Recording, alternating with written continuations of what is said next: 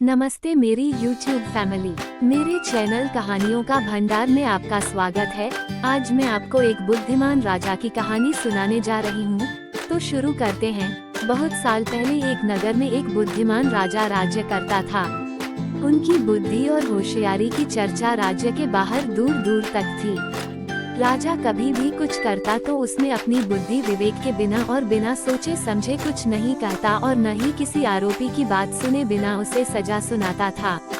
उसकी बुद्धिमत्ता के चर्चे सुनकर आसपास के राजा, रानियां और राजकुमारी आदि उनसे जलते थे, क्योंकि राजा की हर जगह चर्चा होती थी।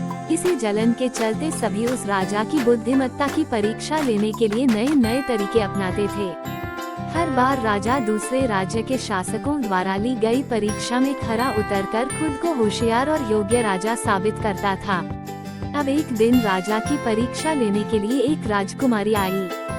उसके हाथों में 2 फूलों की माला थी। दोनों माला में से एक असली फूल से बनी थी और दूसरी नकली से बनी थी। दोनों माला हुबहू एक जैसे थी। उन दोनों मालाओं को देखकर उनका ये भेद बिल्कुल पता नहीं चल पाता था। इसी वजह से राजकुमारी ने राजा के सामने दोनों मालाएं रखकर पूछा, हे राजन, अगर आप बुद्धिमान हैं, तो बताइए कि इनमें से कौन सी माला असली है। राजदरबार में बैठे सभी दरबारी माला को देखकर हैरान थे, क्योंकि किसी को समझ नहीं आ रहा था कि असली फूलों की माला कौन सी है। सभी इस सोच में थे कि राजा कैसे बता पाएंगे कि असली फूलों की माला कौन सी है। राजा भी माला को देखकर परेशान होने लगे। उसी वक्त राजा के दिमाग में एक तरकीब आई। उन्होंने तुरंत अपने एक सेवक से कहा, बगीचे की खिड़कियों को खोल दो।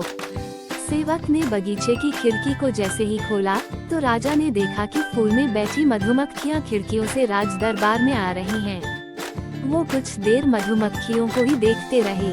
जैसे ही मधुमक्खी एक फूल की माला में बैठी, वैसे ही राजा ने कहा कि अब मैं बता सकता हूँ कि असली माला कौन सी है।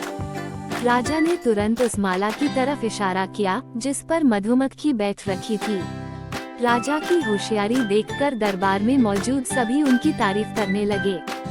सभी कहने लगे कि हर राज्य को आपके जैसे ही बुद्धिमान राजा की जरूरत है।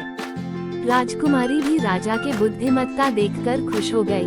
उसने भी बुद्धिमान राजा की तारीफ में कुछ शब्द कहे और वहां से अपने राज्य की ओर निकल पड़ी।